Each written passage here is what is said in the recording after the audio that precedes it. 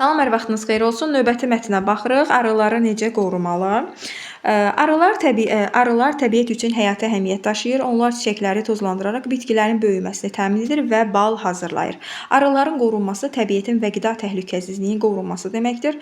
Bu istiqamətdə hər biriniz sayda qaydalara əməl edə bilərsiniz. Dərmanlama, bağda həşəratları məhv etmək üçün kimyəvi maddələrdən istifadə edərkən diqqətli olun. Çiçək açmış bitkilərə, arı pətəklərinə və arıların qida toplandığı sahələrə dərman sürtməyin. Daha doğrusu püskürtməyin. Mümkünsə kimyəvi maddələri gün batdıqdan sonra tətbiq edin ki, arılar zərər görməsin. Qida və sığınacaq. Bağda müxtəlif çiçəkli bitkilər, əkin və hündür ot örtüyü olan sahələr saxlayın. Kiçik su qabları qoyun, üzərinə daş və budaqlar əlavə edin ki, arılar suyu rahat içə bilsin. Həyətdə arı yuvaları düzəldərkən yerli arıların onları tapmasına yardım edin. Məsələn, taxta qutular, içi boş bambuq çubuqları və ya kiçik deşikləri olan taxta parçaları həyətin sakit və günəşli bir küncünə yerləşdirmək olar.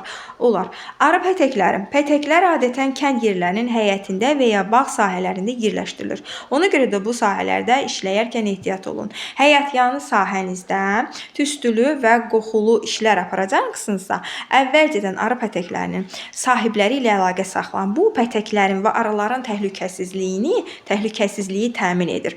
Məlumatlandırma. Qonşularınızı, dostlarınızı və məktəb yoldaşlarınızı arıların qorunması ilə bağlı məlumatlandırın. Arıların qidalanması üçün uyğun çiçəkli bitkilərin toxumlarını paylaşın. İnsanları arıların qorunmasına təşviq edin. 14-cü suala baxırıq. Dərmanlama üçün ən uyğun vaxt hansıdır? Küləkli hava səhvdir, yağışlı hava səhvdir, günorta vaxtı səhvdir. Doğru variant D variantıdır. Gün batdıqdan sonra.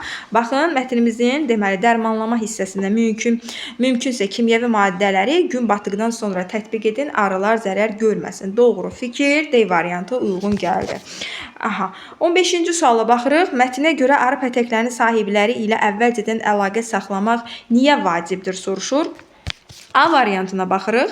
Arıların sayını artırmaq üçün səhvdir. Pətəklərin yerini dəyişmək üçün belə bir fikir yox idi. Arılarla bağlı məlumat əldə etmək üçün səhvdir. Arıların təhlükəsizliyini təmin etmək üçün. Baxın, çox şagirdlər B variantını götürüblər. Amma arıların təhlükəsizliyini təmin etmək üçün onların sahibləri ilə əlaqə yaratmaq. Baxın, mətnimizin deməli arı pətəkləri hissəsində verilmişdi ki, bax əvvəlcədən deməli iş görülərkən əvvəlcədən arı pətəklərinin sahibləri ilə əlaqə saxlayın. Bu pətəklərin və arıların təhlükəsizliyini təmin etmək üçündür. Məhz baxın, arıların təhlükəsizliyini təmin etmək üçün onların deməli sahibləri ilə əvvəlcədən deməli məlumatlandırmaq idi ki, bunlarda pətəklərinin yerini dəyişsinlər və onlar arı pətəklərinin təhlükəsizliyini təmin etsinlər. Növbəti 16-cı suala baxırıq. Arıların su qablarına nə üçün daş və budaqlar qoymaq lazımdır soruşur. Baxırıq, yerli arıların onları tapmasına səhvdir. Arıların suyu rahat içə bilməsinə doğru variant elə B variantıdır. Yəni onlara suyu rahat içməsi üçün də arılar üçün sığınacaq yaratmaq üçün səhv fikirdir. D variantında suyun çirklənməsinin qarşısını almaq, bu da səhvdir. 17-ci suala baxırıq.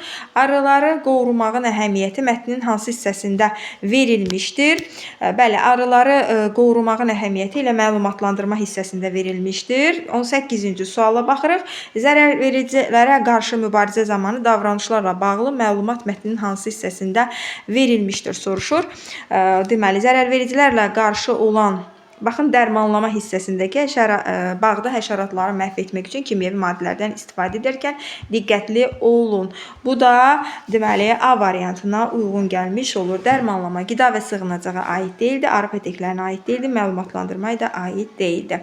19-cu suala baxırıq. Bu mətn hansı məqsədlə yazılmışdır? Oxucunu əyləndirmək səhv fikir, oxucunu təlimatlandırmaq. Bəli, elə mətnin məqsədi də o idi ki, oxucunu təlimatlandırsın. Tədqiqat nəticələrini bölüşmək səhvdir. Arıların fəaliyyətini təsvir etmək, bu da səhvdir. Doğru fikir B variantıdır. Güman edirəm, aydın oldu, minnətdaram.